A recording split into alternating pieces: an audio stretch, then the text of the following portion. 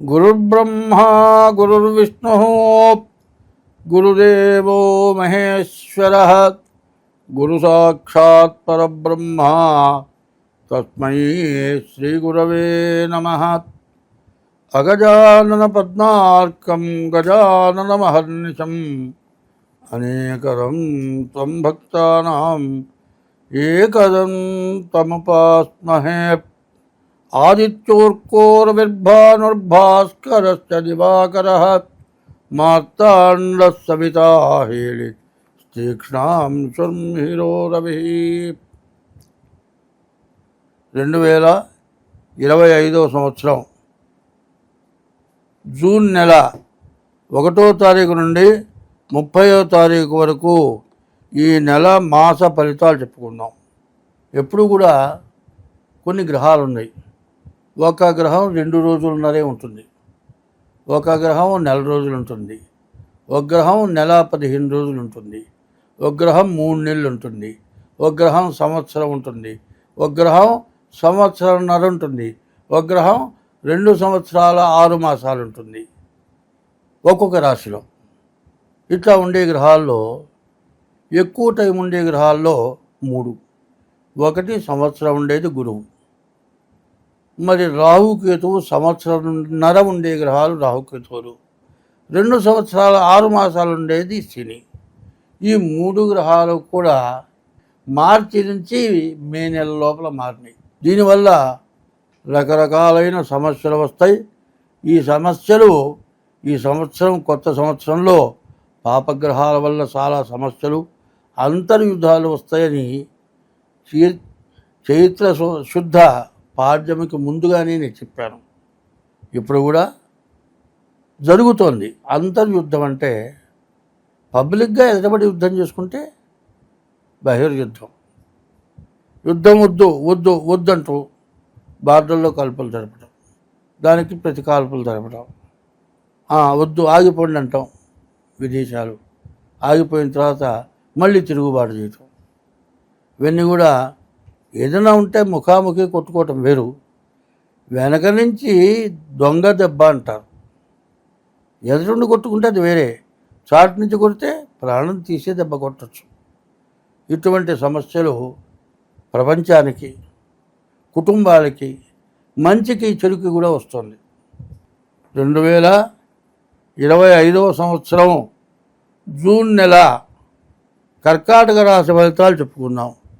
ఈ కర్కాటక రాశి ఎట్లా ఉందంటే, ఈ కర్కాటక రాశికి నిన్నటిదాకా అష్టమంలో ఉన్నాడు. ఇప్పుడు అష్టమంలోకి రాహు వచ్చాడు. ఈ రాహు కేతువేమో ద్వితీయంలోకి వచ్చాడు. దీనివల్ల కొన్ని ఇబ్బందులు ఉండొచ్చు. కానీ ఈ కర్కాటక రాశి వాళ్ళు ఇంతకుముందు అష్టమ శని వల్ల పడరాని కష్టాలు పడ్డారు. కాస్త ఇక్కడి నుంచి మార్చి 30 దగ్గర నుంచి కాస్త హాయిగా బతకటానికి మంచి మార్గం కనపడుతుంది అని మాత్రం, నాకేమి లేని మాత్రం ఎగిరిసపడటం మంచిది కాదు. ఇవాళ వచ్చిన రూపాయిని జాగ్రత్త చేసుకోండి. ఏదో అనవసరమైన పనికిరాని ఖర్చులు పెట్టబాకండి. కానీ చాలామంది జ్యోతిష్యులు, ఎవరిని నేను అంటలే, బాగున్న మాట నిజమే, బాగున్నది పబ్లిక్గా చెబుతున్నారు. మనకు కావాల్సింది ఏమిటి అంటే, జ్యోతిష్య భాగంలో మంచిని చెప్పినా జరుగుతుంది, చెప్పకపోయినా జరుగుతుంది, చెడుని చెప్పినా జరుగుతుంది, చెప్పకపోయినా జరుగుతుంది. మంచి వల్ల వచ్చే లాభం నీవు ఆపిన ఆగని వస్తుంది, చెడు వల్ల వచ్చే నష్టం కూడా నీవు ఆపిన ఆగని వస్తుంది. కానీ చెడు వల్ల వచ్చేటువంటి ఆపద నుంచి బయటపడాలి అంటే దానికి తగినటువంటి శాంతి ఉపశమనం చేసుకుంటే ఆ బాధలు పోవటానికి అవకాశం ఉంటుంది. అందుకోసమని ప్రతి వ్యక్తి కూడా ఏ రాశి వాళ్ళైనా సరే జాగ్రత్త పడాలి. ఉన్న రాసుల్లోకి కర్కాటక రాశి చాలా బాగుంది. అయితే జన్మలగ్న రీత్యా ఎట్లా ఉందో చూసుకోవాల్సిన అవసరం కనబడుతుంది. వివాహం కాని వారికి వివాహం వెంటనే అవటానికి అవకాశం ఉంది. తర్వాత బుధుడు వ్యాపారం చేస్తే మంచి లాభించే యోగం. రవి ఏకాదశిలో ఉన్నాడు. ఈ ఏకాదశిలో ఉన్న రవి వల్ల దేశ విదేశాలకి వెళ్ళేటువంటి అవకాశం బాగా ఉంది. దీన్ని మీరు సరిగ్గా మీరు పొందాలి అనుకుంటే ఎట్లా ఉంటుందంటే, మరి నూనె లేని వస్తువు కాగితంలో పెట్టిస్తే పర్వాలే. మరి ఏమవుతుంది? శనగలు, బఠానీలు, పెసలు, పప్పులు ఇట్లాంటివి మరి నూనె ఉన్న కవర్లో పెట్టినా ఏం పర్వాలే. ఒట్టి కాగితాలు నూనె పీల్చిన తర్వాత కొన్ని వస్తువులు తింటానికి పనికి రాకుండా పోతాయి. దేన్ని ఎట్లా పెట్టుకోవాలో అట్లా పెట్టుకుంటే మీరు బాగుపడతారు. కాబట్టి మీకు మీ జాతకం బాగుంది కదా అని ఇంట్లో బాగుండని వాళ్ళు ఉన్నారు. కుజుడు వల్ల, రాహు వల్ల అనారోగ్య పాలయ్యే వాళ్ళు ఉన్నారు. వాళ్ళని రక్షించడానికి నీవు బాగున్నప్పుడు ప్రవర్తించాలి. నీది గోచార రీత్యా మాత్రం 100కి 100 బాగుంది, ఏం అవసరంలే. కానీ జన్మ లగ్న రీత్యా వచ్చేప్పటికల్లా మీ గ్రహస్థానాలు ఎట్లా ఉన్నాయో చూసుకుంటే మంచిది. మంచి టైంలో ఆ మంచిని ఉపయోగించుకున్నవాడు గనుడు అవుతాడు.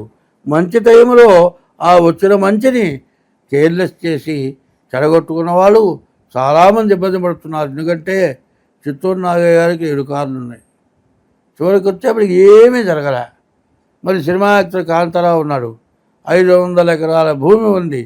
చివరికి నాకొక్క చిన్న ఇల్లు కట్టించి పెట్టండి అయ్యా అని బజార్న పడి బాధపడ్డాడు. ఏమిటి? ఎంత సంపాదించాడో, ఎంత కష్టపడ్డాడో, సొంత ఆస్తులని దానం చేశాడో.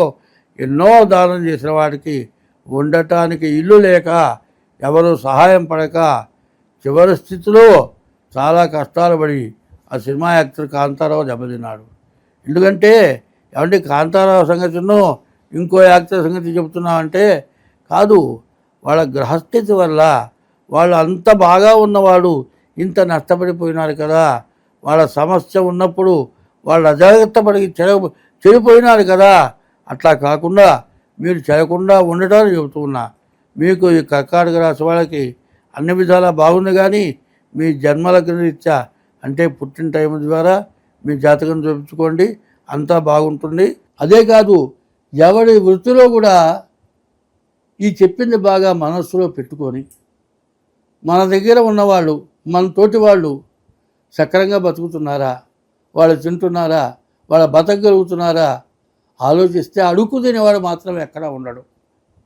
అడుక్కు తినేవాడు లేకుండా పోవాలంటే నీ దగ్గర బతికేవాడు వాడు బాగుండాలని కోరుకోండి. అట్లా కనుక ఉంటే అడుక్కు తినేవాడు లేకుండా పోతాడు. నేను బాగుపడ్డాను, వాడు అడుక్కు తింటున్నాడు అంటే ఏ రోజైనా కూడా వాడి గతి నిగ్గురపడుతుంది. అందరం బాగుండాలంటే వాడు చేయగ దాపకుండా బతికేట్టుగా నువ్వు చూస్తే అడుక్కు తినేవాడంటూ ఉన్నాడు. స్వస్తి.